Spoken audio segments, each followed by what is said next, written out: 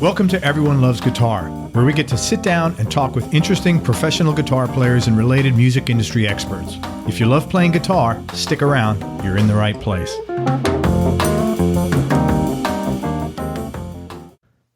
Hey, everybody. This is Craig Garber from Everyone Loves Guitar, and we may be with literally one of the best guitar players in the world today, or in his niche for sure.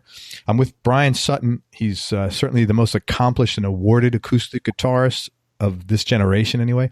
He's successfully taken the bluegrass flat picking traditions of the 20th century and fused it with dynamic roots music scene of the 21st.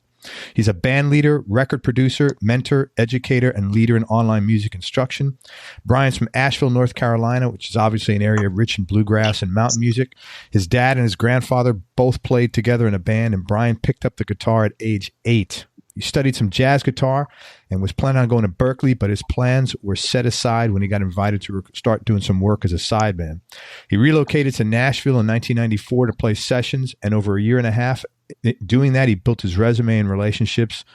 He then formed a friendship with bass player Mark Fain, and that led to the job that would really put him in the limelight, and that was playing guitar for artist and musician Ricky Skaggs. Right when Ricky was changing up his band from country to bluegrass, which was Ricky Skaggs and the Kentucky Thunder, obviously one of the top bands of the 90s and the resurgence of bluegrass music.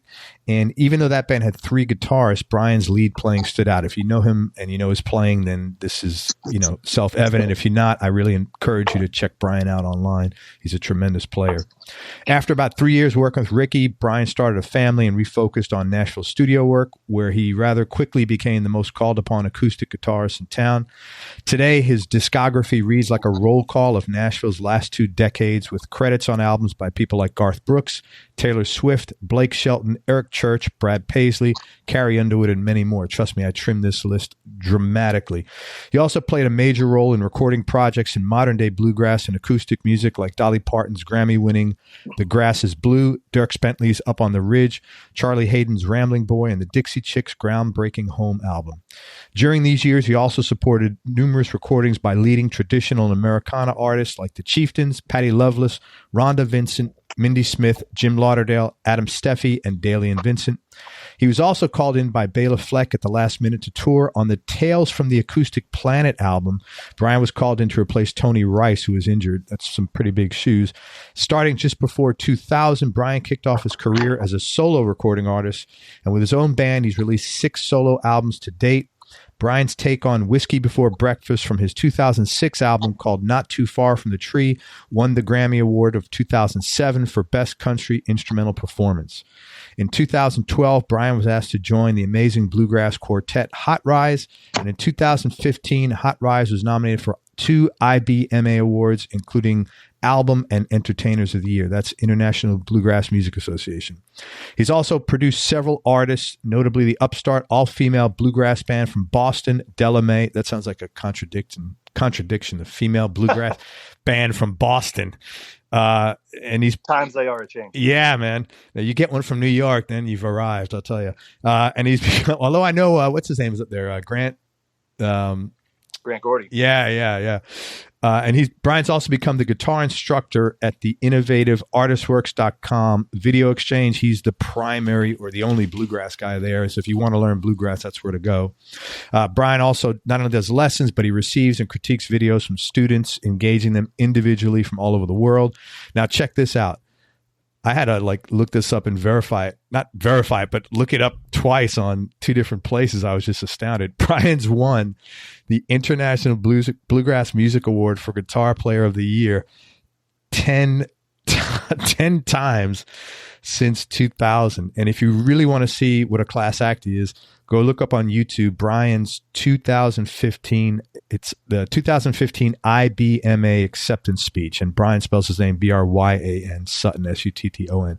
If you don't know Bryan, good place to go is go to YouTube and start with the song Logjam, and you'll be taking a deep dive down a rabbit hole. Man, thank you so much for your time. I really appreciate you coming on the show. Thank you, Craig. Thanks for having me. Appreciate you doing all that research and reading all that stuff. It's good to be reminded of that kind of stuff, at least every other day. Man, so you were going to attend Berkeley and then you got called to do session work. What job did you get called for, and how did they know about you, or how did they make the connection?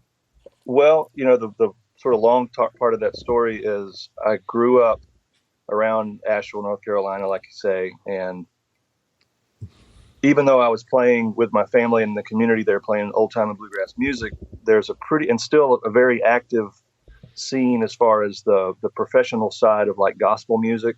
And so there was some pretty active recording studios around there and great musicians as well. Anyway, one of the main piano players that toured with one of the main gospel groups of the day was my next door neighbor. So my mother had the idea when I was a junior, sort of the summer between my junior and senior year. She said, go talk to Anthony about maybe hanging out at the studio. And so that's pretty much what I did. And then that led to just literally, again, being a fly on the wall pretty much every day after school, my senior year, the fall of my senior year, I would go hang out at the studio. And just really taken by that whole scene and realized that, yeah, this is really where I want to be. So anyway, kind of catching up other stuff, I was studying a lot of jazz guitar. And of course, that point in my life, looking at what was going to be post high school for me, and had some other offers or not offers, but other options with other just general kind of college things. And also with Asheville, there was a great jazz and recording program there already. In the North Carolina state school system, each school kind of had a forte in a certain sort of musical focus, either choral or band or church music. And Asheville was recording a jazz. Bob Moog was on the staff. I mean, it was an amazing place. Anyway, the point is that so yeah, I'm looking at maybe going to Berkeley because I've been playing some jazz and doing a lot of rock while a teenager. And but this time in the studio, I got to meet all these people, and it sort of hit me that if I could focus on this, and then I got this call to play on, this was the winter break, basically, of my senior year of high school, got called to play on a bluegrass gospel sort of, variety kind of project, a bunch of different singers, a bunch of different songs. And it just like, okay, I've totally bit hard. And I felt like if I could get this going, I'm getting work now that if I went to college and spent 4 years, it's the kind of work that I'd want to be doing. So why put it off? Mm. And that was the crux of it. And, already sort of accepted I was going to go to the University of North Carolina at Asheville for a couple of years. And so I had to go back to those guys and say, hey, I'd rather not do this and sort of put up with a little bit of, I don't know what you call it, scorn or a little bit of ridicule about, hey, why aren't you going to college? You really need to do this. You need to go to Berkeley after a couple of years here. And I said, no, man, this is I see my path and I'm on it. And so anyway, but that was the crux of it, is basically realizing that I had the opportunity to do work that I wanted to get either now or 4 years from now. So, hey, let's go now. Man, that's fantastic. Did you, it's funny when you said I had to put up with a little bit of ridicule, like if you called them up now and said, hey, I hope you understand why, I made this decision. I mean, that was, yeah. Who would be ridiculed, Right. Yeah. I think that's a pretty, from my perspective anyway, as a 17 or 18-year-old kid making that decision, that's a pretty mature decision and thought process to make. Were you always like, that had that sort of level of presence or awareness, or like that's a good question. I mean, I think the reality is that I came up in a time where a guy like me I could see a niche for myself in the music business pretty early on. And especially going to the studios and hanging out and seeing that, sort of actual physical place for that, it really helped. But yeah, I mean, I think back in all these little career questionnaire things that you fill out in high school. I mean, that if it did anything for me, it got my mind thinking about what I did want to do. And I didn't know exactly what it was going to be, but I knew that I wanted to make a living playing music. And there was really never a plan B. My mother always used to say, like, you ought to have something else, to back up in case any of that works, in case none of that works. I don't know. I just never gave that the time. It's like there will never be anything else that I want to do other than play music. That's really cool. I just think that was really mature. You have kids? You have kids, right? I have two daughters, and one going to college in the fall. Yeah. So, that age is like, to have that presence of mind. That's I really give you credit for that. I certainly Well, didn't have that presence of mind at that age. Right. And I give my parents total credit too, because my daughter is the same age that I was when I was gallivanting around the country and driving, all hours of the morning and night from a bus in Georgia to try to get to school by 8 a.m. It's crazy. So how long were you in Nashville before you wound up connecting with Ricky Skaggs? And if you can remember, think about it if you need to, what were some of the early thoughts going through your mind when you first get this gig? Because you're early in your career still and still a kid. Yeah, well, I guess, still continuing this sort of really trying to make solid decisions about things. I'd been on the road enough to that point, which was sort of 94-ish, maybe even a little earlier than that, as far as touring with a band based out of there and kind of living there a little bit. But knew that the session thing was for me because, again, this was when I started doing those sessions. This is now the winter of 1991. And so we're 4 years into this.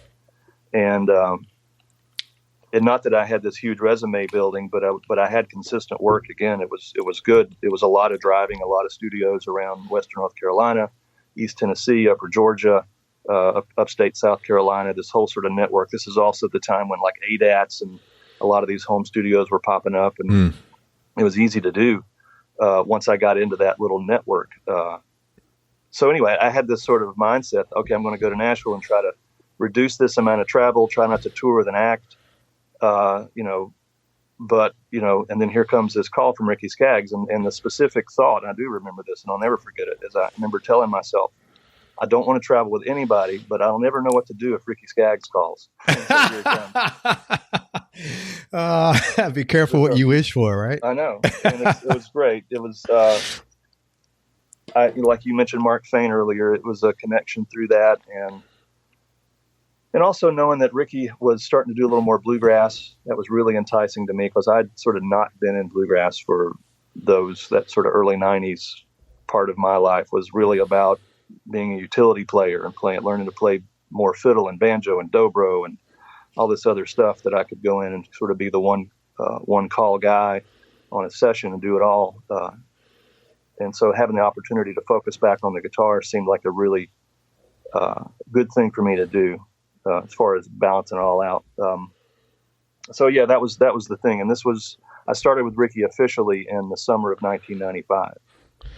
Did Ricky actually make the call to you? Did you pick up the phone, Brian? Hey, this is Ricky Skaggs. Yeah. What's going through your head like at that second, if you can remember? Well, I knew again through talking with Mark that he had sort of thrown my name in the hat. The guy that I had replaced had left somewhat suddenly. Usually in the music business, there's a sort of 2-week notice, and I think it was barely that. And, it's in the middle of the summer, and Ricky had a full touring schedule, so he needed somebody quickly. And so, it all happened pretty quickly from the time that I knew that Mark had talked to Ricky about me, and then here comes the phone call. So I was sort of expecting it a little bit. Not that I was going to get the job, but I was going to get a call from him to go hang out and try out and all this kind of stuff. So, sure. So he made the initial call, and I picked up and said, yeah. And then we met at his house maybe a day or two later and ran over some stuff and sang a little bit and played a little bit. And I was on the bus within a few days of that. Was it a little intimidating when you first played or not really? It was intimidating. Again, to that earlier point of making somewhat of a decision to not pursue any kind of road work unless somebody like that called. Ricky was one of these guys that was, again, growing up in an era in acoustic music and bluegrass and country music where there was a lot of crosstalk between players like Jerry Douglas and singers like Randy Travis, and hearing Jerry on these records and hearing Ricky get all these great players, Mark O'Connor, Brent Mason, Jerry Douglas, on his records on these live, not live, but on what was on the radio, what I was hearing on a daily basis. And I was putting all that together and just seeing him as a real sort of central figure in the kind of music that I wanted to play and the level that I wanted to play at, and just loving everything that he'd ever put out from his early days as a bluegrasser. And so anyway, I held him in way high regard. And so to be able to sit with him and play, it's weird. It's like anytime you meet a hero, but you've got to sort of just settle down and say, okay, let's do some work. Yeah, very cool. And for you millennials out there, a radio is something that used to sit on your desk or shelf, and it was like a little music box, kind of like magic. Tune it into certain kinds of music. Okay, so let's take a step back now to some of the session work and the sideman stuff you've done. I'm going to throw out a few names. If you could talk about how you got the gig with these folks and maybe a cool or interesting story about working with them. Brad Paisley. That's cool. In the Nashville session scene, you once you sort of get into the stream of it, it's sort of like high school where you've got people that are your age and your class, and you kind of move up the rank together. I came to know Brad through his producer, Frank Rogers, who started his career. And all these guys came out of Belmont. I didn't go to Belmont, but they were graduating from Belmont around the same time I moved to Nashville. So the point is that Frank had a job as a writer and sort of song plugger through EMI. And then also, I think he and Brad sort of cooked up this idea to have, to present Brad as an artist and Frank would produce. Anyway, point is just making those connections through Frank. And he had Brad's a great guitar player, and Brad played most of the guitar on most of his records early on. And then there was just things would come up like, let's go cut a Christmas record for a couple of days. And Brad would say, yeah, I don't feel like playing on it. And so Frank said, well, I got this guy, Brian, over here. And so I think that was the first full record I played on with Brad. And, the way the Nashville session scene works also is it's a real community. And again, once you're in the stream, not to say that it's easy, but part of your job is to just sort of stay in that stream and be consistent and show up. And so, try to be the first in somebody's consciousness. And so that, just being around Brad led to a couple other things. And it's mainly been sort of overdubs and, stuff that he didn't feel like he wanted to play or just sort of picking up some slack acoustically on the record. That's pretty cool when you can just say, hey, I don't feel like playing. Just bring Bryan Sutton in. That's a good deal. Yeah, well, good for me. Yeah, man, good for everybody. It's fantastic. Blake Shelton. That another cool connection there is a great longtime, hopefully Hall of Fame musician, session player Brent Rowan. I met him, and this again, you sort of, if you start peeling back the layers of my existence in Nashville, you're just going to see all kinds of help and connections. But through the Ricky Skaggs thing, I played on some episodes of the Ricky Skaggs Live at the Ryman show that was on the Nashville network back in the mid-90s. Mm-hmm. And Brent was sort of the house guitarist in that live band. And so I got to know Brent from Ricky inviting me to the house band on a couple occasions. And that led to just Brent recommending me for other sessions. And so there's this new artist named Blake Shelton that Bobby Braddock is producing. Bobby Braddock, great Nashville songwriter and producer. And so Brent played on all these records. And so that was the connection there of just early, again, just the way, same way with Brad early on in his career, making a connection, Blake early on in his career, making the connection. And so, the energy, the way it flows is I was sort of on my way up as a session player as these artists are new and on their way up too. And a lot of times that's where, as a new session player, you're going to get a good call with a lot of potential payoff is a new artist. And that, as it is with Blake, I've played on, I think, every record he's done since then. And this is probably maybe around either late 90s, early 2000s for all that. Very cool. Yeah, I will say that I've probably interviewed 50 session players, and it's one of the nicest communities of people I've ever had the pleasure of meeting. I mean, just I can't speak highly enough of Nashville in general, but specifically the session guys. Yeah, I mean, it's one of those. There's a lot of Darwinism, I think, that goes on there too, as far as not about strength and things like that, but just an ability to I like that Darwinism.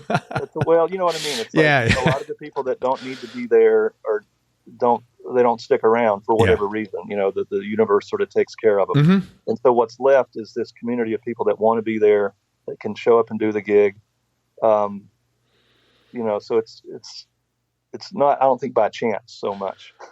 No, it's not. I mean, it's a self-weeding out sort of process, but everybody that seems to be there is not only a great player, but they're also very good people in general. They're open to, they're a supportive community, I guess the best way to say it. Yeah. I also would say, as far as the, having the ability or the opportunity to be on a lot of sort of big records and, high profile sort of things, a lot of us, we don't take it for granted either. You get that sort of humility class too, of it's like, wow, this is really cool that we're here and let's just enjoy it while we got it.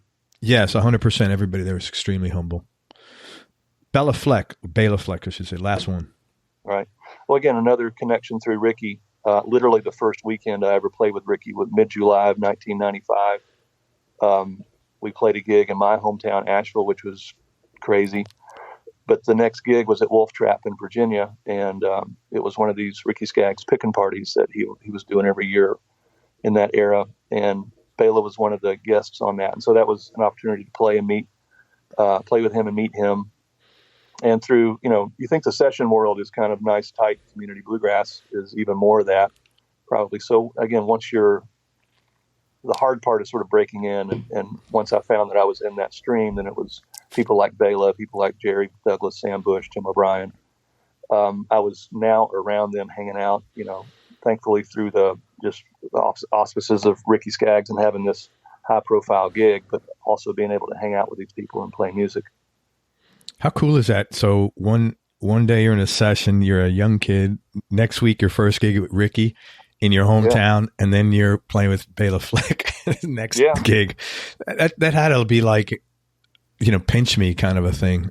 Yeah, it was a great time. I mean, again, I kind of go back to things that I was fortunate to be in the right place, right time kind of area of Ricky going back to Bluegrass, and I was the guitar player in the band.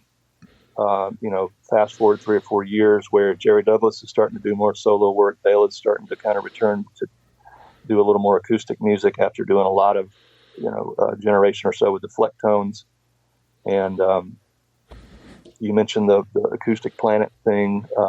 Tony Rice was obviously the first call, top of the heap guy that those dudes are always going to call, but he was starting to experience some injury and dealing with some of the stuff that has continued to, unfortunately, prevent him from playing more. So I was able to sort of assume some of that he couldn't do, but also get to know him as well and be his pal and record with him and hang out and play live. And it was just an amazing time for me as far as being able to be around the heroes. I try to, equate it to, sports or other, if I was a jazz player back in the 50s and just coming up and being able to I'd spent my childhood listening to these greats, and then suddenly I'm with them. You can't do that in classical music. And to be able to go hang out with Bach or Beethoven or any of these guys, that's what it felt like. I mean, these are the dudes that I listened to on a daily basis, and I knew everything about them musically. And so, it was nothing but opportunity. That's great, man. And you've assumed the mantle and put the work in. So, it's no wonder why it's kept going. Doing the same thing over and over again is often boring, but I would imagine getting the IBMA award for Guitar Player of the Year 10 times is not one of those boring things. No. I mean, my truthful statement, and you hear people say this a lot, is it's an honor to be nominated. And that really is a true thing for me. Is I guess, back to that sort of thing I said about the session player and maybe the humility or the also not wanting to look at a career as kind of a spike where you're here today and gone tomorrow. The thing that I'm most proud of all that is not the wins, but 18 years of being, or whatever, 17, 18 years of being nominated and just being in the conversation as far as what's going on in bluegrass or what's going on in Nashville. I've looked to try to sustain something or to work for more longevity than I have all these spikes and things like this. So I hope that makes sense. But yes, it does. That's what it feels like to me, or that's the thing that I'm most proud of, because it's, I have those trophies on my, little bookshelf in my living room, and I'm so proud of every one of them. But I'm most proud of just being around for a while and most of the 2000s at this point. That's what I'm most proud of. I totally get that. Being consistent. Yeah, being relevant, that you've been relevant for that long, that is a major thing to be proud of. I totally understand that. The wins are nice, but that you're in the conversation for that long at that level for that time, that's really, because that's more of a testament to what you do every day when you get up in the morning and the work ethic that you have more than anything else. And I think that's something that, you have the right to be proud of. Anybody does. Yeah, that's there will always be, and there's gigs that I don't look forward to do. I get off stage and I go, this is nuts. I shouldn't have done this. I played poorly, or sessions that are just like, why did I do this? But I will never say that I'm doing something that I don't love. And sure. Again, just even in the big picture, the huge big picture, to be able to just say that I play music for a living is such a cool thing. I mean, but statistically, no matter what you do, any profession, in music, out of business, when you do something so many times, you're going to get duds. It's just the numbers reality of life. Yeah, right. It's the Major League Baseball. 100%. Yeah, 100%, man.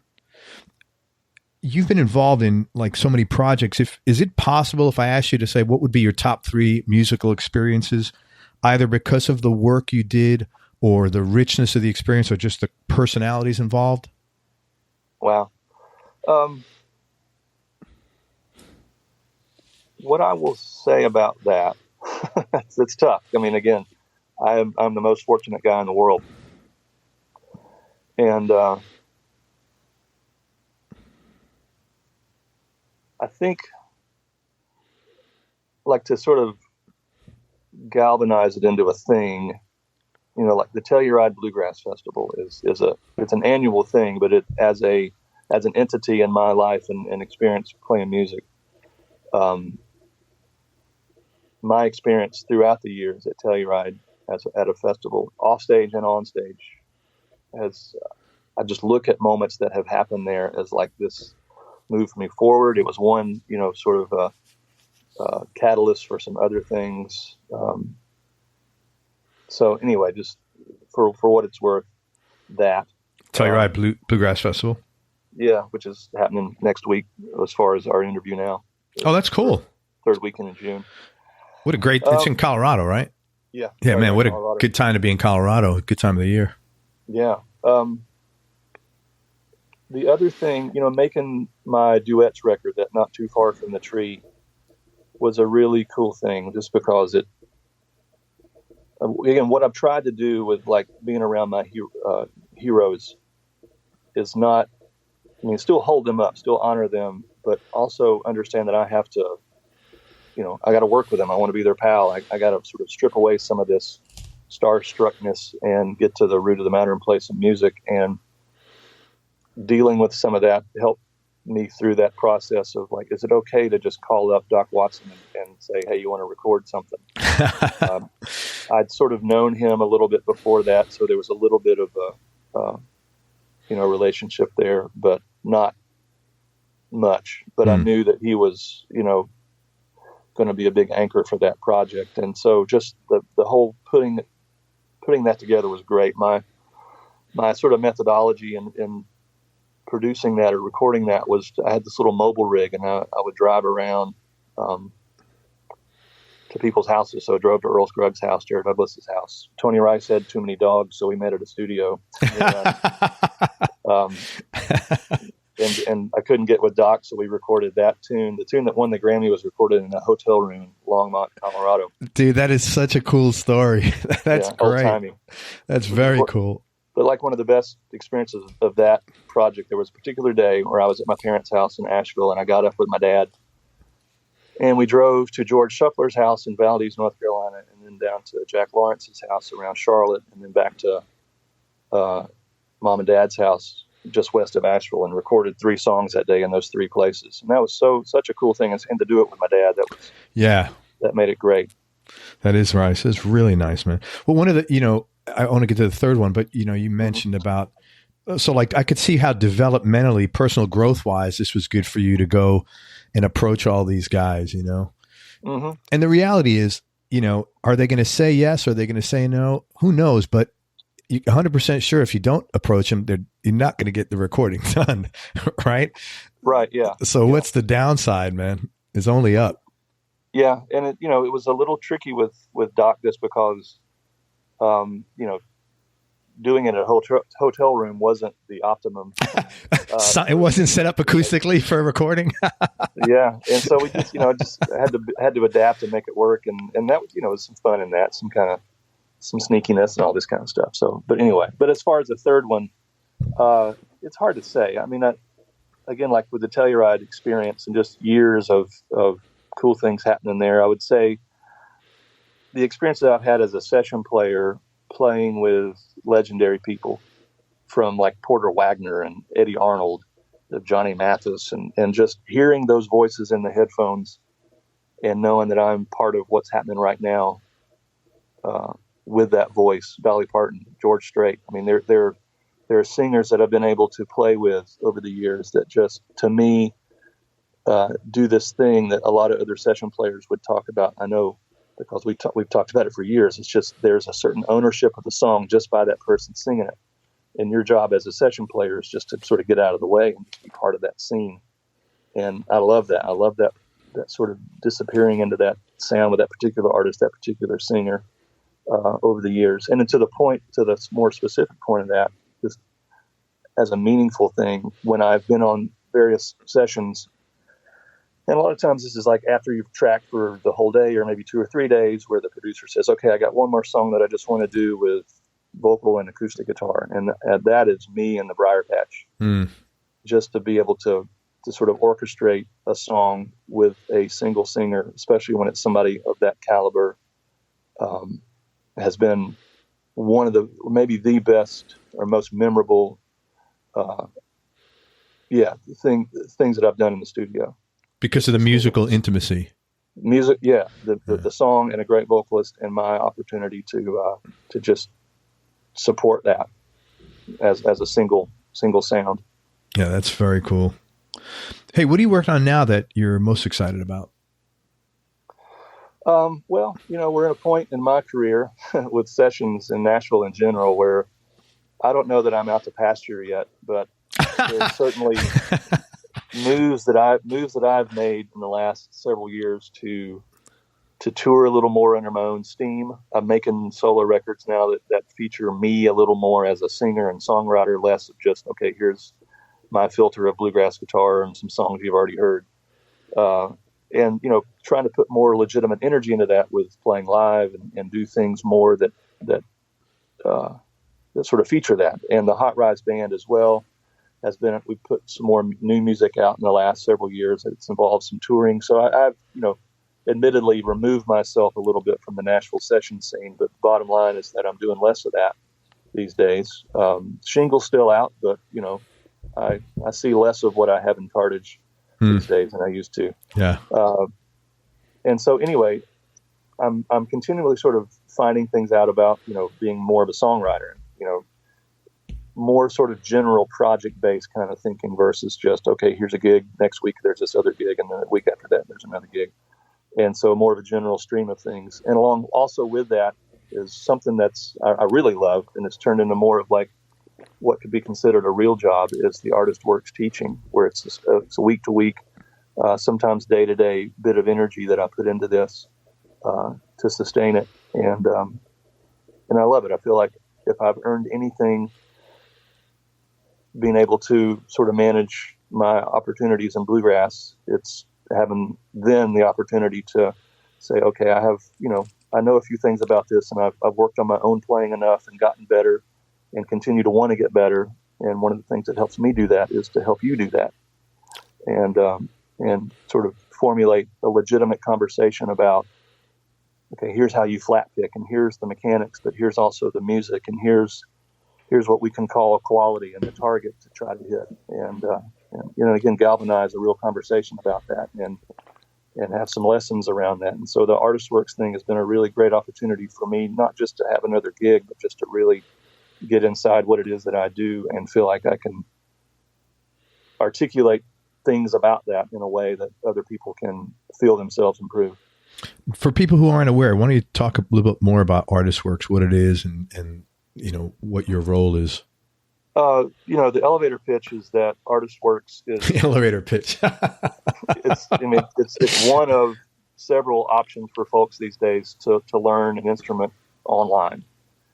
What separates Artist Works from all those other options is that you deal directly with somebody like me through this process called video exchange. And what that means is when you sign onto the site, you're going to see a huge amount of video content that are just the songs, the lessons, the exercises, chords and scales and whatnot, and all kinds of other goodies. But every student has the opportunity to film themselves working on whatever it is in that curriculum that they want to jump into. Or if they're new, just say, hey, I'm new, here's me playing something, tell me what to do. Anyway, the point is I review everything that comes in to me. I have this ever energetic queue of videos to review. And so what I do, my job is to sit with those videos, review, watch, look at what you did last time, basically formulate a response, and I film that response. And so the video exchange is you sending in a video, me responding to that video. What I love about the Artist Works sort of ethos is that it's a community-based thing, sort of like a virtual masterclass where everybody that's signed on sees everything. So it's not a private exchange between a student and myself. It's public. And so what I love about that is what I love about masterclass teaching is that a student and teacher are engaging, but yet you're doing this in front of a huge group of people that are also gaining something from that experience. And so that's what you have at Artist Works. It's this sort of virtual masterclass way of learning and teaching, to where even though I'm talking to some specific person about where they're putting their pinky finger on the fiddle tune, I may be also speaking to 300 other people that are dealing with that same song on that same level. And so that's to me, that's the value of that. It's pretty smart that they make those videos available to everybody, because that also weeds out like minutia. Yeah. I'm sure you get some of it, but overall, if someone's not going to be petty and, Well, I mean, and again, to the credit of like the sort of masterclass style, the student that has put themselves forth, they're engaging in some serious stuff that they may not have dealt with in their jam group or just sitting around playing along with records, which is like, I'm performing now. We talk about that on the site a lot, performance space and practice space. And when you push play on that camera or record on that camera, and you know that I'm going to watch it and that a bunch of people are going to watch this, suddenly, how much do you trust what you've worked on? And that is such a great thing to deal with. And I think a lot of amateurs don't do that, and they just haven't either had the opportunity, don't even know about the opportunity to put themselves into that sort of realm. So there's a serious sort of fortitude thing called into action. But again, what I love about it is that this is a community of people. There's all kinds of other ways that people interact. It's got this very sort of helpful vibe. You know that when you are submitting a video that I'm not going to come down hard. I'm going to say what I need to say and get the points across, but we're loving and we're helpful, and all I want to do is help you get better, and everybody else wants to see everybody else get better. So it's a fun time in that regard too. But yeah, I love the aspect of the performance pressure.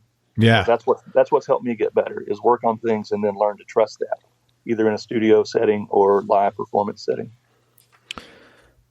Hey, you grew up in Asheville. I know Asheville's probably changed dramatically since you were a kid. I was there a couple of years ago. Mm-hmm. Sounds like you had overall a pretty healthy and a real fun childhood. Yeah, I mean, it's nothing but blessing on that end of it. As far as, whether or not would end up as a guitar player, professional musician or not, just I had a great family and great extended family, and the music thing was, the power of that was just knowing that there was extended community that was also supportive and provided lots of opportunity. I mean, in the summertime when I was in most of my formative years, I was playing 3 or 4 nights a week. my dad always had music going around the house, and we played guitars a lot together, and then various sort of family band entities. It was just a very, very consistent thing, music and positive versions of that. It wasn't like a stage parent and look at my talented kid and get up there and smile and wear, rhinestones and things like this. It was a legit sort of traditional music community of just, lots of jams, lots of multi-generational things going on. And, that was what I had. And it's amazing. But as far as like what people look at Asheville as these days, a lot of that was already there. It was still there. The seeds of what is happening now was there. It's a little bit of a blue zone in a red region. That was very politically correct, if you will. Purple Asheville. And it's always featured that, and I think people from even back then, when there was a little less contentiousness, there was still sort of some balance of what you could hear. There was an NPR story done about Asheville years ago where people talked about the balance of Baptists and hippies. The balance of Baptists and hippies. That's pretty funny. Yes. Yeah. You mentioned your dad several times. What kind of work did your dad do? Him and Mom were both teachers. Dad started his teaching career in juvie, basically. He taught, I think, English in what was called the Juvenile Evaluation Center outside of Asheville in Swannanoa. And then Mom taught public school all her career, and Dad moved to the high school that I ended up going to after some years of teaching at juvie. And so they both are retired school teachers, essentially. That's great. Do you have any brothers or sisters? I have an older sister that's 3 years older, and she played fiddle when we were kids, and she was serious about it, but I think never quite had the fire for it that I did. What's cool is she has a daughter now that's playing fiddle, my niece, Bailey, and I think gotten Lisa back into playing some and just being around it, and so that's cool. And Lisa's, even though she wasn't playing, like even when she came back to our area, after some other, career moves outside, she got involved in the sort of production side of music around Asheville. There's, committees and the Folk Heritage Committee that puts on various events around town, and she got involved in that end of it too. So, music has always been a big part of her scene. That's cool, man. Yeah. Hey, we've talked about all the really cool things you've accomplished. Obviously, this happened and with a lot of work, and you're no different than everybody else. I'm sure you had some hurdles or obstacles to deal with. What were some of those, if you're open to sharing them, either personally, music related, or business related? One of my bigger sort of personal obstacles has sort of dealt with, it's weird, I see myself in these great situations, but I sometimes still feel like they could have gotten somebody else, or I'm just here because Tony Rice is sick, and I would much rather see Tony Rice too, and I'm sorry it's me. So you feel like a little undeserving at times? Yeah, it's a little, part of it also, as I sort of sit and self-examine, my particular place in the timeline of all this. I'm the young guy in the group of, Ricky Skaggs, Jerry Douglas, Tony Rice, all the Hot Rise dudes. I'm the young generation of that, but now I'm sort of the older guy in the generation of sort of Chris Thiele, that, to use him to define everything that's younger than him that's really great that's happening right now. And so anyway, just as I sort of ponder stuff like that, it sort of feels like I don't have enough of my own sort of what I would call that platform, maybe. Even though I do, and ultimately I think if you're just a fan of bluegrass, you sort of see me in there as you see anybody else. But the way I feel about it, I either wish that I was a little more age-wise connected to the older guys, or younger to connect with the younger dudes. And again, don't worry. Not to cut you off, time will fix that. yeah, I know. It is already. In 10 years, you'll be like, man, I wish I was 10 years younger. Yeah, it's certainly taking care of this. And some of this was a little more, a little more sort of in the forefront of my radar 10 years ago, maybe. And I am a little more settled into my own space, especially after doing a little more solo work on it, and that helped. Yeah. But anyway, that's been part of the challenge and things to overcome. And I am overcoming it, of just finding my place in this and being okay with that as far as,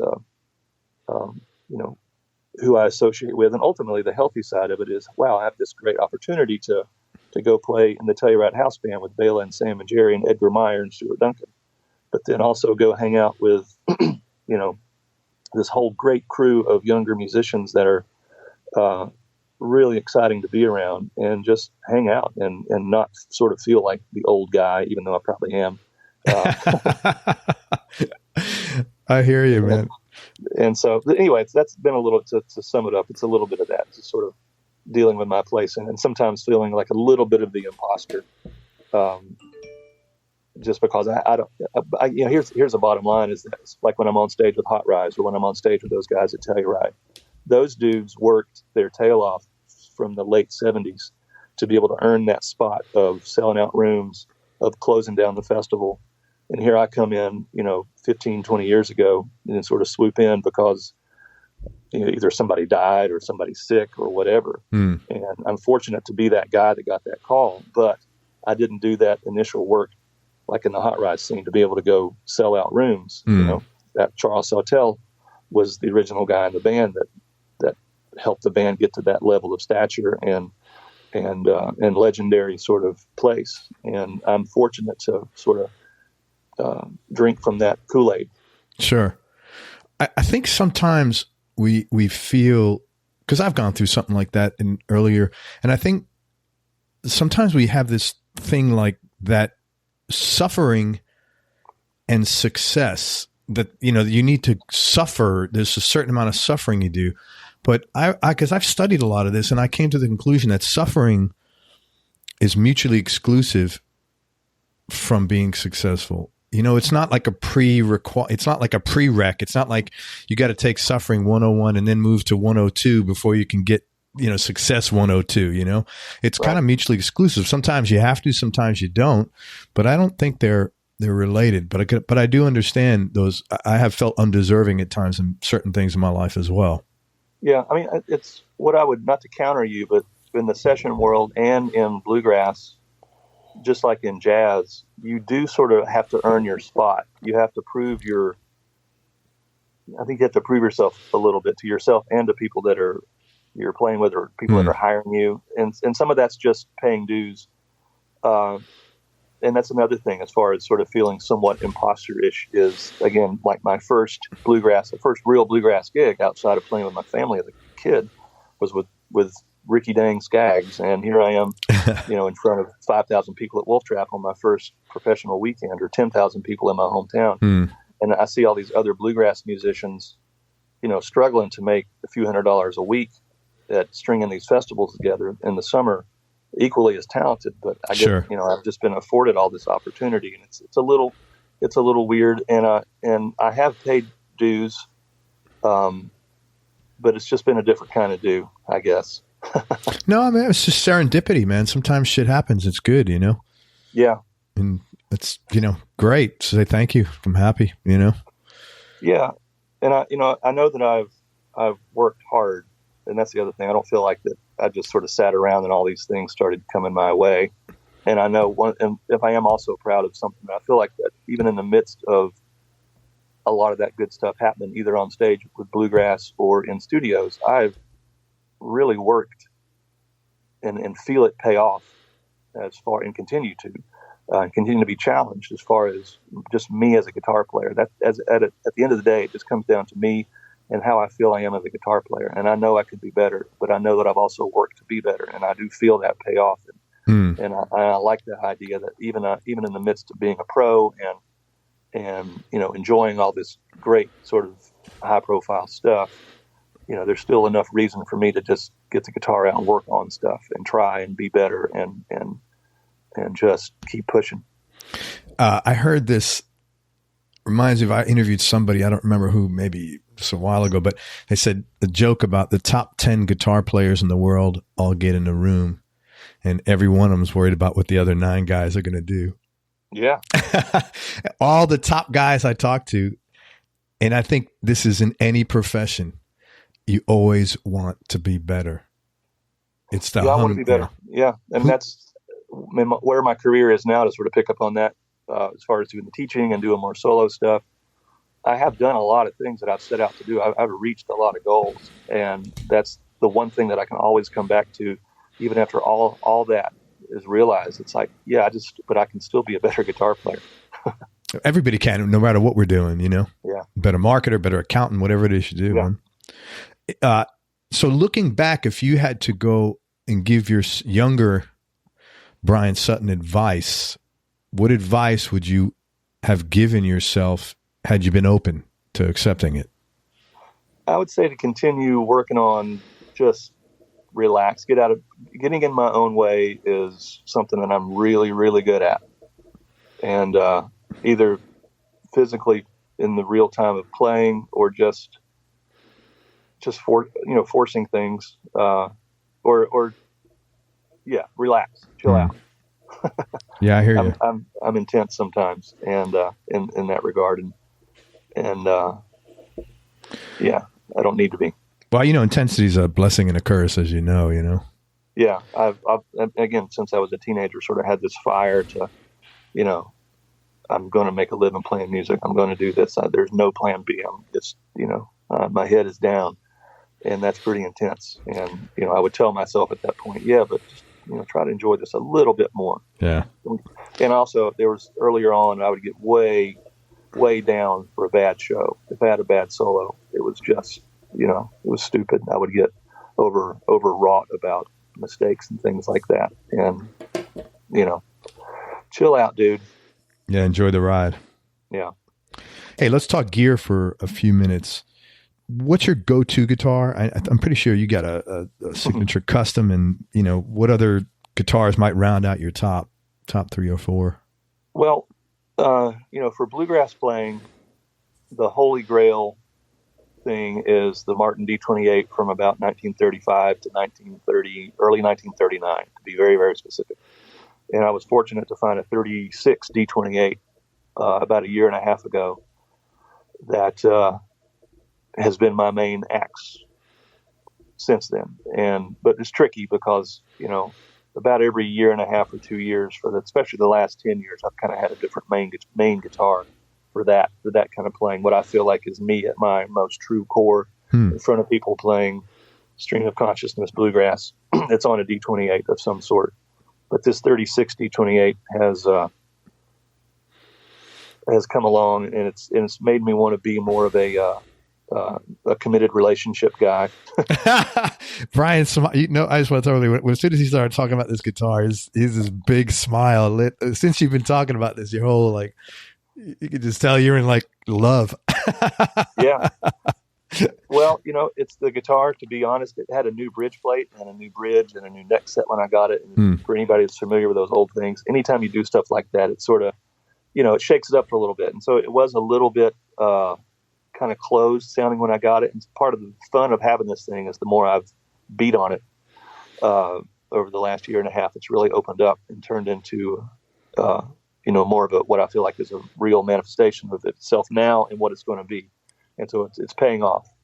But anyway, so that 36 D28 right now, I'm really focusing on as my axe. That's my guitar. There have been versions of that over the years, but anyway, I really hope to put some effort into that.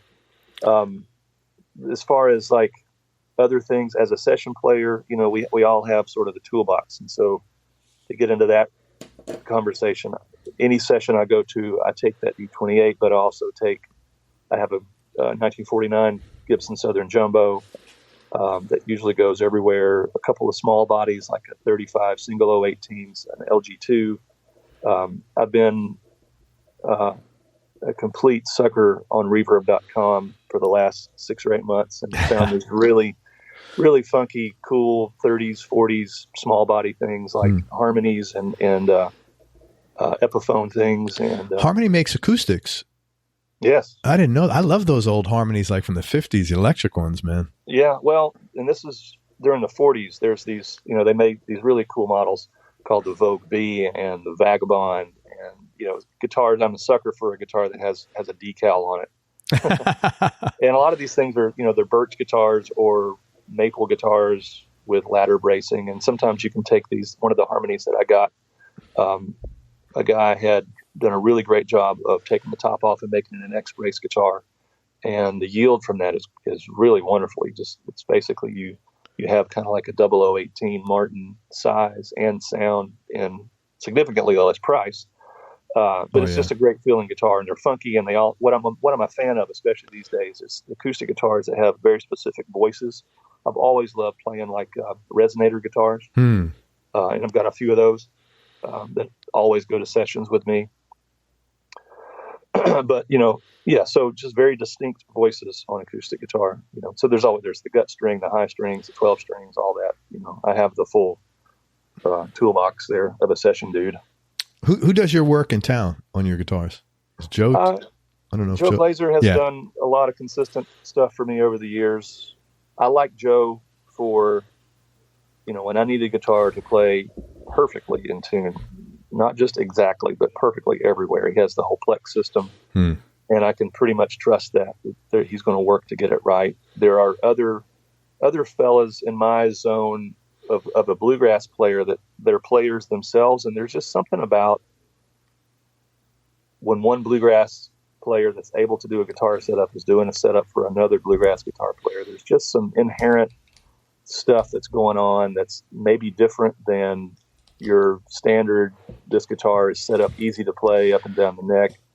Bluegrassers need a little stiffer action, a little higher action, but also not too much. And it just seems like, so anyway, I have some folks around Nashville and elsewhere that are like, when I really want this thing to be set up for bluegrass, I go for that. Are there any cool stories behind how you acquired any of these guitars? Probably not. No, it's all good. Yeah. I've just made purchases and tried to trade up over the years with various things. Anybody influence your playing that people would be surprised to hear? Eddie Van Halen. Wow, that is surprising. Yeah. Strong hands. Eddie Van Halen has great, strong hands. Eric Johnson, same way. I spent a lot of years from 12, 13 to 17, 18, really digging into a lot of rock players. I sort of gurm out and watch his lessons, but Paul Gilbert is also one of the guys on Artist Works. And I went to see him do a clinic in Asheville when I was a teenager, and I was way into Ibanez guitars, Steve Vai, the whole thing. And so, those sort of late 80s shredders, if you will, I'm a fan of. I mean, I never got into like Yngwie that much, but Eddie Van Halen seemed to be, he was sort of Tony Rice's, where what you get with a player like that is this sort of really strong but immaculate and graceful technique. Very toneful, very musical, very strong. That's the lesson I get from Eddie Van Halen, and just great soloing ideas. Yeah, that's for sure, man. So like literally several thousand guitar players are going to be listening to this. So one thing I think a lot of them would want to know is what are some basic exercises, that you could recommend to get their speed up? Because when I look at you playing, and I'm not like a fanboy or blowing smoke, your playing is like way beyond great. It's like you're from another planet. And I look at that because, I listen to blues and rock, and you'll have a guy or like a Van Halen, a 1 minute solo. That's a long solo. You're doing in bluegrass, you're on fire like 3-4 minutes, and it's like, nonstop. And it's funny because I watched a lot of videos of you, your body language. And when you're done, it's almost like you just got off the roller coaster. I could see your body like, yeah, because of the amount of energy you've got to put into that. is phenomenal to play at a clip like that. So do you have any 1 minute cliff note advice for guy? I know that doesn't exist, but like, what is like a smart thing you'd advise people listening to that are, to play with that kind of accuracy and speed, or what exercises? Well, I would start the conversation with recognizing that it is everything you said it is. It's physical, it's athletic. It involves strength, endurance, and stamina, because it's one thing to kind of get there, but it's another thing to keep it there. Yeah, any athlete would tell you that. And so to kind of run through some things quickly that I know that helped me and continue to help me is time that I spent studying classical guitar. I equate that to a football player that takes ballet to learn how to move better. When I got deeper inside fretting hand, fretting arm technique, for efficiency's sake, that was huge and continues to be huge. As far as the picking side, yes, I mean, to get into some of the way that I try to teach this stuff, you start relatively slow, but not too slow. I have this term of being musical and manageable. I think we want people to slow down, but we don't want to lose touch with the music that is bluegrass. And bluegrass, not every song in bluegrass is fast, but a lot of it is, and you need that skill. So anyway, being relevant, but also knowing that, or relevant tempo-wise, but having quality really as the target. Speed is not the target. The target is speed with musicality and tonefulness. And so the deal is that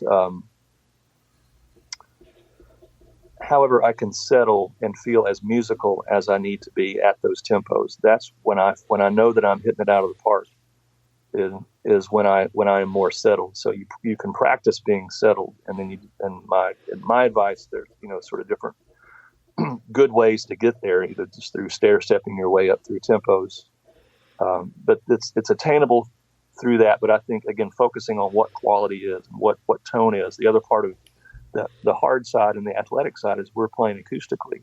I want to know that I can do this in a room with people playing an acoustic guitar. I don't have the ability to turn an amp up. I'm on stage and I can get closer and farther away from the mic, or plug in and turn myself up. But I want to know that it's within me completely. So it's all about me and my technique and refining that. And again, that gets back to the establishing the thing, but also sustaining the thing, and learning to relax and get relaxed and stay settled. That's all. A lot of times, what you trust or don't trust. When you do get to a certain level of, okay, I can play pretty quick, but then I fall apart. A lot of times people are not trusting, or I deal with a lot of people on my site that are pretty good intermediate players, but they struggle with the ceiling on the tempo, and I'll see a video of them playing, and they're actually playing faster than they need to, and that's all tension. So managing tension, to sum it up, is a huge deal. Yeah. And the other thing that, especially playing bluegrass, is that, and as again, any athlete would tell you, it's first, again, this recognition of what's going on fundamentally, but then just playing a lot, doing the work. What I had as a kid that I didn't know I had was just a work ethic that was just fun. Yeah. It was getting out all the time and playing music. And I read interviews with athletes, especially like pro golfers, that said, I would just go out in the range and hit for 5 hours a day in the summertime because I didn't have anything else to do. And that was that way. We just spending hours at festivals, or hours in jam sessions, or hours with my dad, just playing all the time. And that really developed this sort of sense of natural habit about it. And I had to tweak that later and make that refine and get it better and focus it and challenge it. But especially in bluegrass, one of my most strongest bits of advice is to find people to play with and just do it as much as you can. Because, again, to your point, the last thing I'll say is it's not just about your spot to jump out there and take a solo, but you're providing rhythm. You got to go play a guitar solo, then you got to run back and play drums for the rest of the song. Yeah. And it's not about just, like an electric guitar where you can just sustain and let some 2-note kind of compy thing take over. You're a big part of the engine of that song as a rhythm guitarist, and to not focus on that just as much as you're focusing on solos is doing half the battle. So jamming a lot gets you an opportunity to do that. Playing because again, you're only playing your one solo, but you're going to be playing 3 or 4 minutes of rhythm. Man, thank you. I really appreciate that. If I was a bluegrass player, well, first of all, if anybody, I would say go to, again, I mentioned this earlier, go to YouTube and look at Bryan on this song called Log Jam. That is like, I mean, I didn't even know what to say or think after I saw that. And then, man, sign up at Artist Works. And that was not a setup for Bryan, but I'm thinking, man, if I was a bluegrass player, I'd be on there. I mean, what the, anyway, how is your playing? I know you're like a type A, you're a driven guy. How would you say your playing has changed over the last 5 years? Because I know you're always growing and pushing. Yeah. One of the things that's challenging for bluegrass guitarists, and me very much included, is sort of managing on the improv side. Meaning, because we're playing pretty strong, I try not to play too hard, but I do sometimes. But we're digging in other words, and we're playing, lickety split tempos, and we got to be heard and all this kind of stuff. And so what that yields a lot of times is very guitaristic, just phrases, just things that kind of fall out of us. And I don't deny that. I don't say I don't poo-poo that. I don't want to avoid that completely, because some of that's a vocabulary that I can rely on when I need it. Absolutely. But at the same time, I also recognize it for what it is, as a little bit of a safety net. And so I feel like moves that I have made in the last 5 years, maybe even plus a few, are more solid improvisational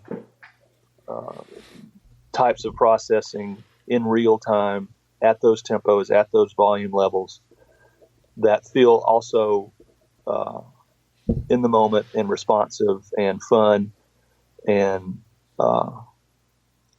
that kind of thing. So that, how I become a better improviser, or try to become a better improviser, that's been a big focus of late, of that time period. Hanging around Julian Lodge has been a really good thing for me. One of my little things that I do is sort of sum up guitar players that I'm a fan of in kind of 1 or 2 words. And for Julian, it's possibility. I mean, I never hear or talk to him where it's just, I'm not inspired to just do whatever. Yeah. There are no rules, but it's also still very strong, very melodic, and very, very purposeful in itself. And I want my playing to, when I hear, I'd like to feel what he must feel when he's taking a solo. Yeah. Well, that's a very difficult thing, man, to manage improv at that breakneck speed. It's not like you're a rock guitarist where you can slow it up and still, like you said, you got to sustain, you got to wow, you got something, you could just slow up the tempo, even if it's a fast song. It's really different. That's a very challenging thing, man. Yeah. But again, it's also, it's a choice. I mean, and a lot of us on the guitaristic side, and again, it's part of it, but to just rip off eighths or 16ths, however you want to look at it, from note 1 to the last thing, that is part of what we do in bluegrass. But I also like that idea, again, in this sort of spirit of what's possible, to play some double stops, or to play some chords, or to do some bends, and just think about what the phrase could be. And again, because it is fast, it's an added sort of bit of, okay, I really don't have time to take much of a breath here. And I'm sort of like a fighter pilot right now in combat mode. Yeah, man. And I'm just doing nothing but reacting. But again, part of what you work on is learning to settle in the face of all that intense, quick chaos. And it's fun, And the other good thing about having fiddle tunes as a basis for a lot of what we do in bluegrass is that there's always this melody that you can play too. Yeah, you don't have to just sort of blow over the changes, and using the melody, using the phrasing, using the breath that happens because you stop. Those are all good habits to get into. Desert Island Discs. If I asked you to pick your top 3 in no particular order, knowing this can change tomorrow, what would be your knee-jerk reaction just for now? Oh, records that aren't mine? You can pick yours, man. God bless you. I like that. You're funny, man. You're like super intense, and you come out with these like really like funny things. They're like, oh, okay. Yeah, the guys that travel with me get tired of my little stupid puns. No, I like the best one was when you said, "Thank you for reading this." Something about it's hard to hear that more than every other day. That was good. I wasn't expecting that. That was good. Desert Island Disc. I think the bottom line one for me is Tony Rice's Manzanita record, of which I think it came out 40 years ago this year, maybe maybe in this month, summer of '78, I think. So yeah, Tony Rice's Manzanita record is huge for most of us that play modern bluegrass. Doc Watson's Southbound record to me really makes me feel like I'm sitting right there with him. It's just two acoustics and bass. Sometimes it's just him and a bass player. But I love the breadth of the material on that record and just the way it's recorded. It's just warm, and again, it feels like you're just sitting at his feet. Gosh, a third one? Man, I don't know. I think it would be the disc that I make from collecting MP3s of thousands of other records. And fair enough, man. I don't know. That's a hard one. The other one. You know what I do? My musical sort of clear the air sorbet thing is solo classical piano, and I've got some recordings of this guy named Eric Lesage. And I really love that. I love listening to solo classical piano, and whether it be some Schumann stuff or whatever, that I would probably choose that. Is that what you listen to, like in the car when you need to decompress? Yes. Cool. All righty. So tough question, man. What do you like most about yourself? What I like most about myself? That's weird. It is. It's a tough question, man. It is a weird question. I like that I'm continually trying to refine. I think that I like that I'm making choices to not be settled, even though I've had a lot of great opportunities, and like I said earlier, I have reached a lot of goals, and I don't want to call it a struggle right now, but I am trying to sort of ponder about what the next thing or things might be, and I'm proud that I'm not saying, okay, I just want to stop and go play golf. Sure. I want to do that. I want to do some of that. I like the idea of just not hustling so much sometimes, but I really want to keep pursuing a better version of me. And also seeing other areas where, because of what I've done, it's not just necessarily another show or another record, but like with the teaching thing, or a thing that I feel good about doing is mentoring young players, young bands that might be producing. But I like that I'm realizing more of that about myself. I like that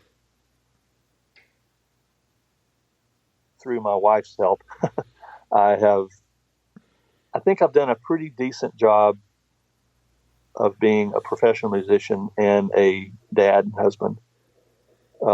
Balance has always been a big focus for me. Just the concept of balance. It's very tough. In the music career, I've balanced stage and studio and all this various stuff, generally having, a very frenetic kind of routine. But within that, really, again, sometimes I miss hugely. But in general, I feel like my kids feel like they have a dad and not just some guy that comes in the house every now and again. And so I feel pretty good about that. I don't want to sit down and just, surround myself with gold leafing in that regard. But I'm proud of what I've done in that balance of career and life home. What do you think you're so driven? Like, where does that come from? If that's even answerable. For me, it's been, I see things, this is an opportunity, and it's not like, wow, these people finally figured out how good I am and now they're calling me. This feel like, again, part of the humble side of what I said earlier about being somewhat imposterish. The positive side of that is like, wow, I have this is a real opportunity to be able to do this. And if I turn it down, I'm going to miss it. And so I'm driven to not miss things, whether it be personal or professional. Sure. And I think one of the things that I did realize, and this is part of what I try to mentor with younger musicians, whatnot, is that your skill might be valuable, and your whatever you can bring to a project, stage, studio, might be valuable, but your time is what's ultimately valuable. That's what I had to realize from balancing studio stuff and stage things, and having to make decisions to turn this session down to go play this show, or to turn it all down to go to Disney World with the family or whatever. It's like my ultimate value is my time, and who needs that most, and set up priorities for who needs that most. And so I can't remember how I actually got here in this discussion, but I was asking you how did you get so driven? Oh, yeah, right. So it's just, I think with drive comes perspective then, and realizing that when an opportunity is there, you better lunge on it, you know. And my wife, thankfully, has been in that team as well, of sort of recognizing when opportunities are there, that maybe it's counter to a plan that we had earlier. But, and again, it's not an excuse to just go take every dollar that is coming my way, but realize that within the big picture of it all, you know, these are all great opportunities, and you keep this, wow, look what I'm able to do kind of attitude about it all. And that just, I don't know, just keeps it all kind of fun, and it doesn't feel like work. Yeah, man, you can make more money, you can't make more time, you know. Mm-hmm. What would you say your best childhood memory is? I had a great house, a very supportive family, but when I think back music, like through the music filter, we used to play this festival over in Union Grove, North Carolina, and the festival was called Fiddler's Grove. And I remember going to sleep at night, listening to people around the campground play music, and waking up the next morning and either those same people playing music or somebody else playing music. Oh, wow. And just remembering, just having this moment of like, wow, that is so cool. The fact that there is this thing, and it's bringing these people together, and it's just nonstop music. And that's, you know, sort of in that sort of tell you right answer I gave earlier. It's just sort of a sum up of a lot of versions of that, of just how music was such a fun thing, and always something that I wanted to do, and having great opportunities. But I remember that particular, or moments like that at that festival, just stick with me. I remember I was 16, the very first Bluegrass festival I went to, which is always fun to think about because Tony Rice was there, and Jerry Douglas was there, and Hot Rise was there. And I'm sitting out, you know, recording their shows on my little handheld tape cassette thing. And, you know, that was impactful. It was one of those moments that said, for me, you know, I want to be part of this. That's really nice. Something or someone you miss from your childhood, Bryan?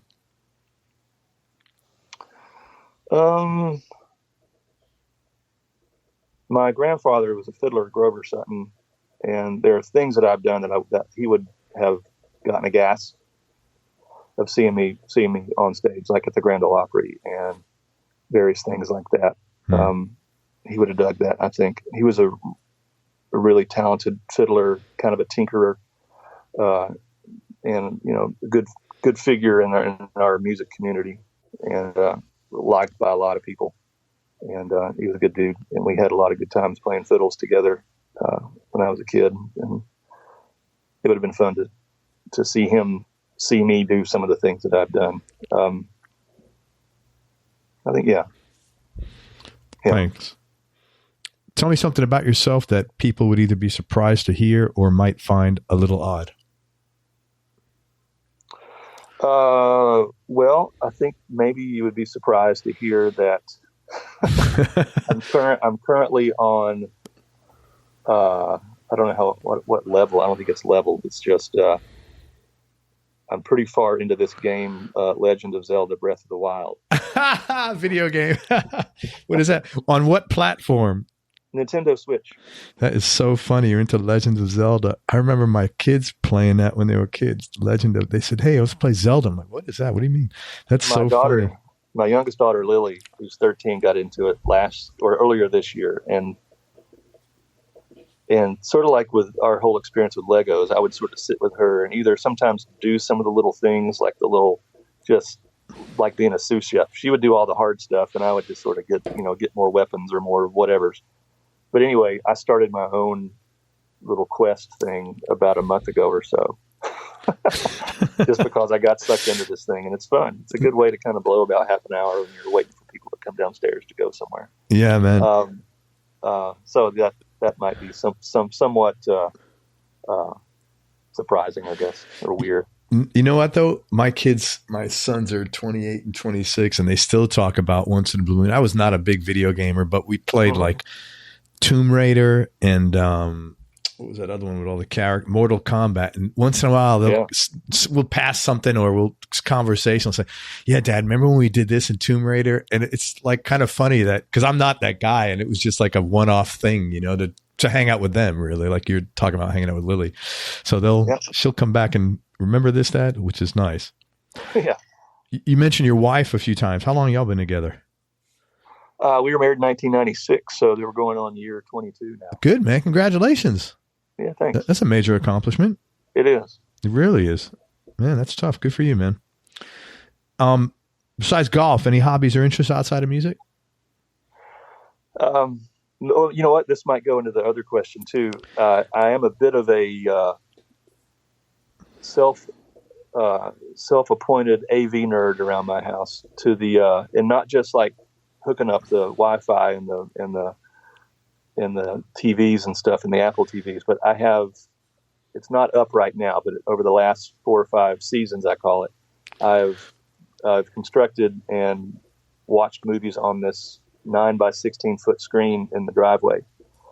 And it's like over the top home movie kind of stuff. But the great thing about it is that I put this whole little cart together with the projector and an amp, and I can plug some speakers into it and basically create this little driveway scene with this huge screen. 9 by 16 is a little bit bigger than like a 2-car garage door. Yeah, it sits about 4.5 or so feet high off the ground in this structure.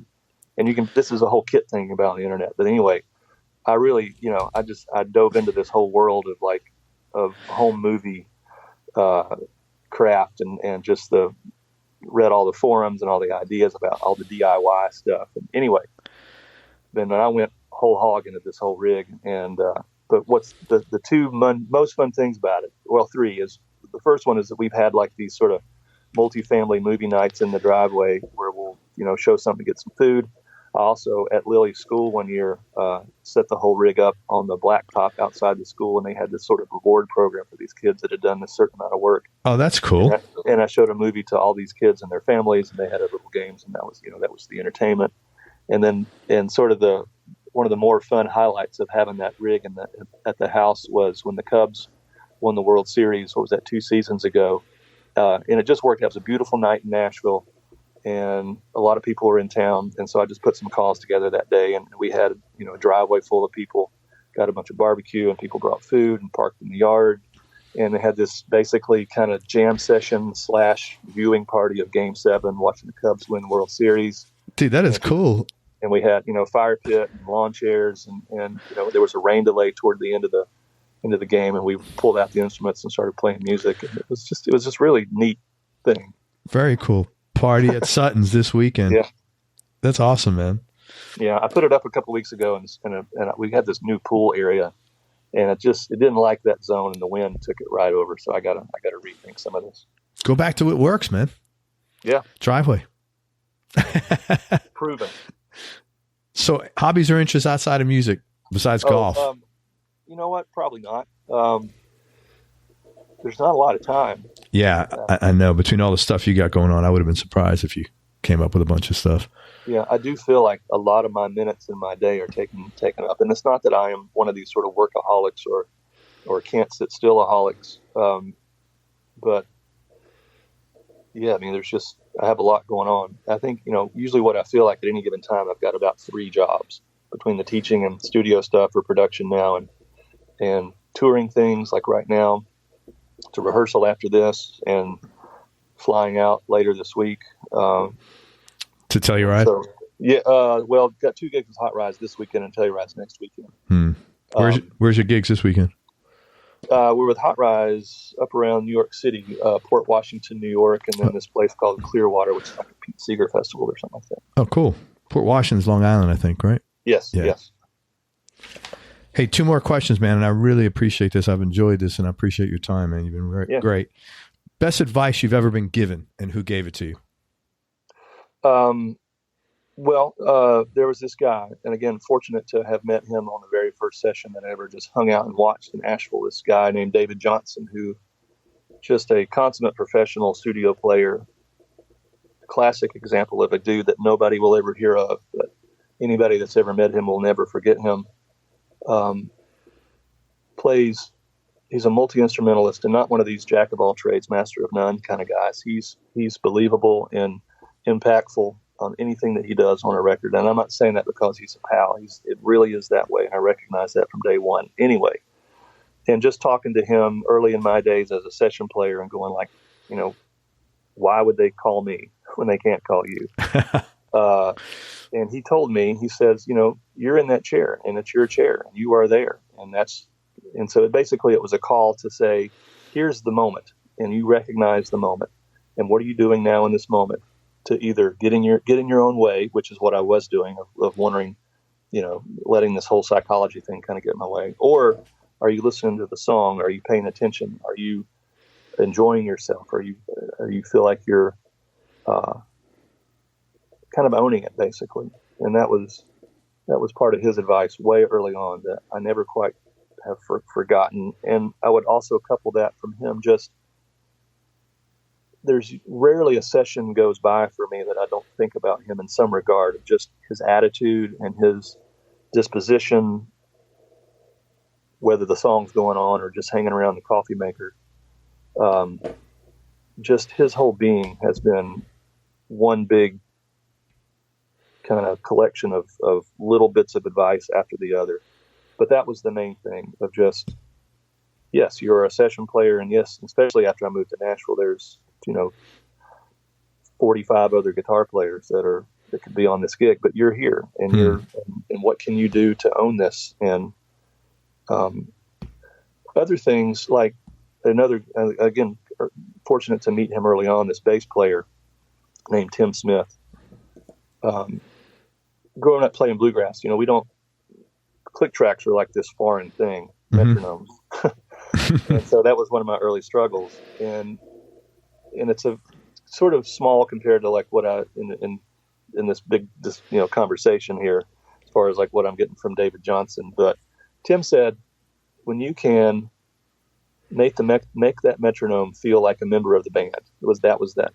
I've heard different versions of that as far as how people interpret playing along with a metronome. But as a session player, that is one of the most key. That's sort of like that's your playing field, is your tempo, along with the songs and the structure and the vibes and all this kind of stuff in the parts. But what are you doing to make this song feel good at this tempo? And that's your job. And, I've struggled with various versions of that over the years with various parts. But that bit of advice of what can you do to allow this metronome to feel like a member of the band, make it musical, make your part as musical where you don't sound like a robot or sound metronomic or even sound like there are these little redirects in your timing as you're playing a rolling finger style part, So, and that's rhythm just in general has been one of the things that I really like to think a lot about, and how I can create a more honest, consistent relationship with rhythm. But anyway, Tim's advice about playing with a metronome, playing with a click track all those years ago, again, it's just stuff that I think about every day. That's really good advice, both of those guys. So David was basically saying, hey man, you're here. It's up to you to make the best of it. One way or another is your choice, and then make the metronome. Those are great pieces of advice. Last question, Bryan, is what's been the biggest change in your personality over the last 10 years? And how much of this change has been deliberate and intentional, and how much has just been a natural part of aging? I think I have gotten more comfortable in my own skin over the years. I guess that equates to some confidence that probably wasn't there years ago. I'm still a pretty quiet guy. I'm not the life of the party dude, or, sort of, there's usually on a session, there's kind of just the kind of lead dog energy wise. And it's usually not me. Sometimes it is, but most of the time it's not me. But that happens, I feel myself more comfortable around people than I have I feel better now than I used to. That's what I'm trying to say.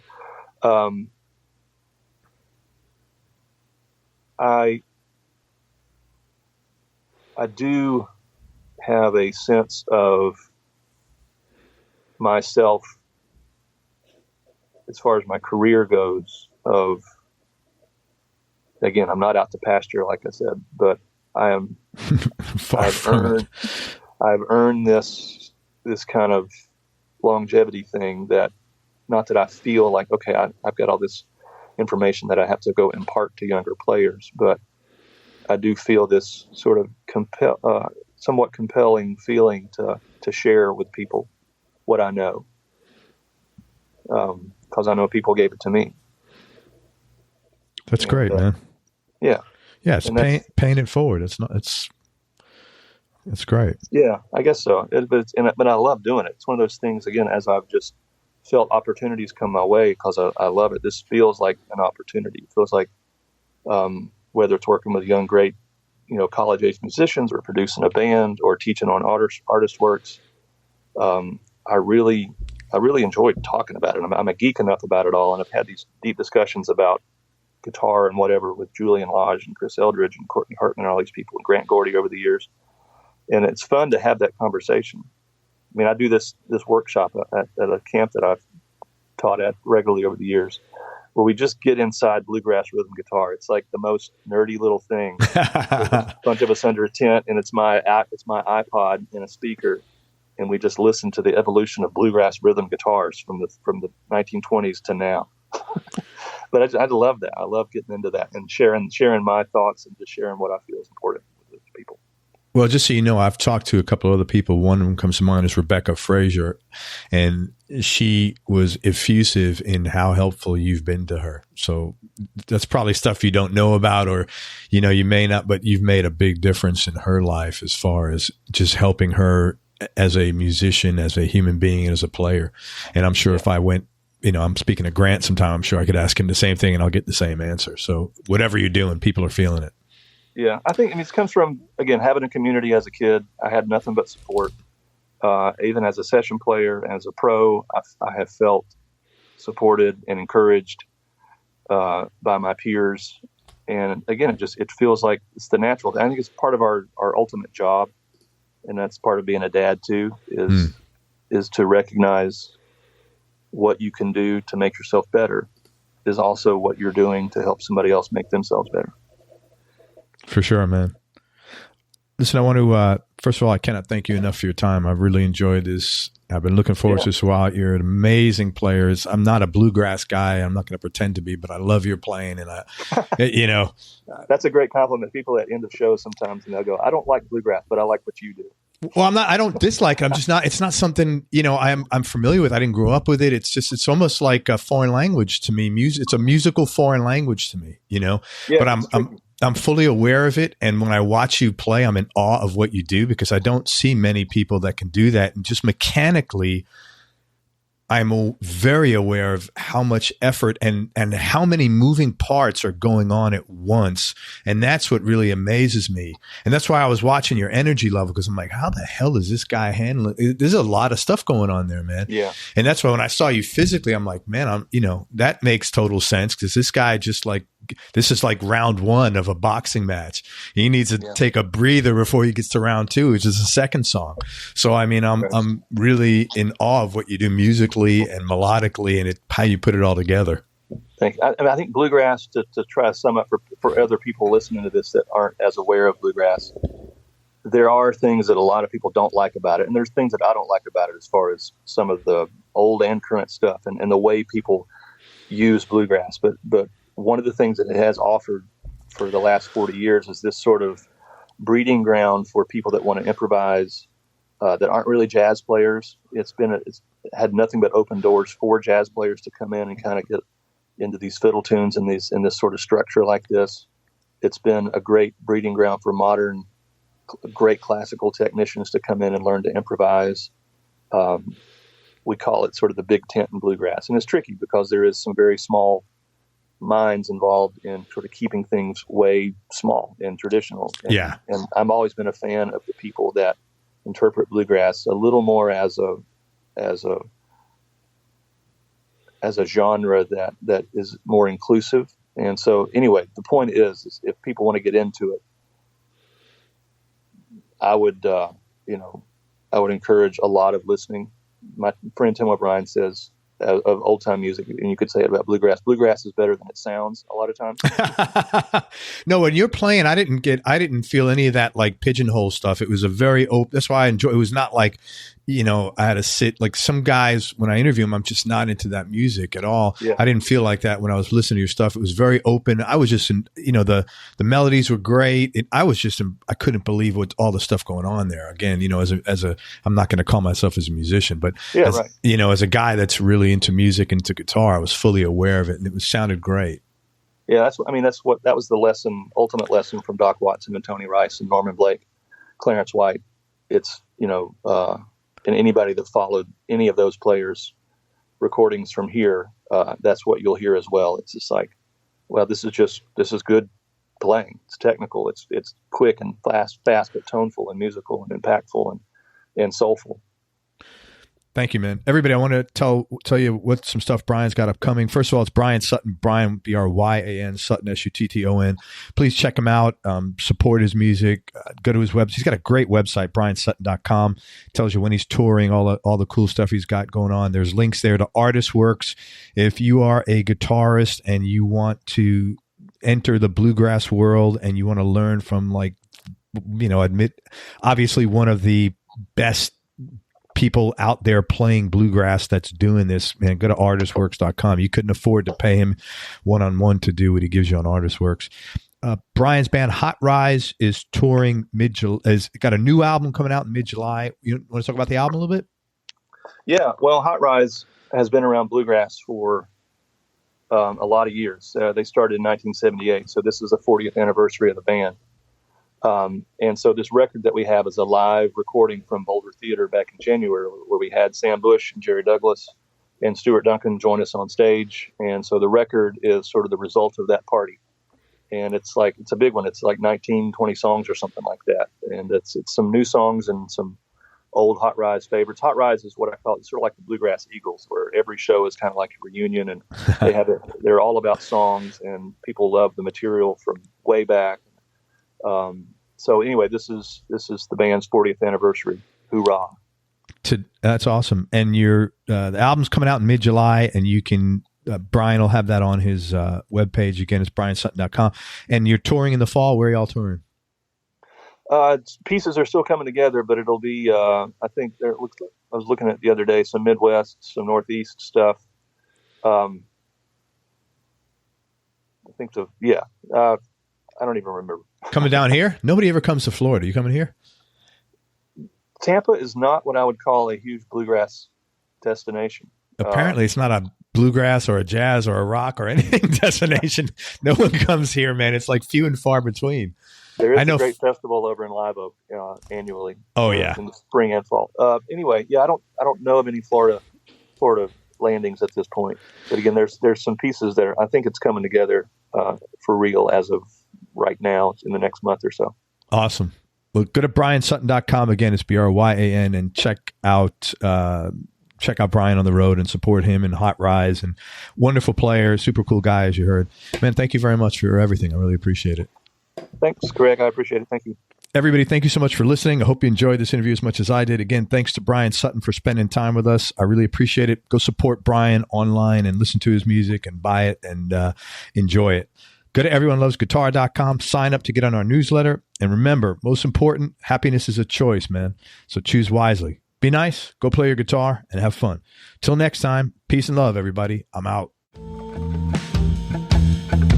We hope you enjoyed this show. If you did, subscribe to the Everyone Loves Guitar podcast, and you can do this online at everyonelovesguitar.com or on iTunes. And if you like the show, please leave us a 5-star positive review. The more 5-star reviews we get, the higher our show ranks, and higher rankings mean we get to continue speaking with cool, interesting guests on our show. We'll see you on the next episode, and until then, keep playing your guitar and have fun making music.